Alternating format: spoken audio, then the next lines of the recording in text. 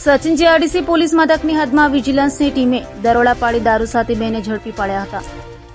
સુરતમાં વારંવાર state monitoring સેલની ટીમ દરોડા પાડી રહી છે, ત્યારે સચિન જીઆરડીસી પોલીસ મથકની હદમાં સ્ટેટ મોનિટરિંગ સેલની ટીમે દરોડા પાડ્યા હતા. ગેબેણી વિસ્તારમાં એસએમસીની રેડમાં 2 આરોપીઓ દેશી દારૂ બનાવવાના સાધનો સાથે ઝડપાઈ ગયા હતા, જેમાં એસએમસીએ 480 લીટર દેશી દારૂ, 3600 લીટર દેશી દારૂ બનાવવાનો વોશ, 1 ચૂલો, 10 ગેસ સિલિન્ડર, 5 પતરાના અને 13 પ્લાસ્ટિકના બેર તથા 6 પ્લાસ્ટિકની ટ્યુબ જપ્ત કરી હતી. હાલ તો તમામ વિરુદ્ધ સચિન જીઆરડીસી પોલીસ મથકમાં ફરિયાદ નોંધાઈ છે.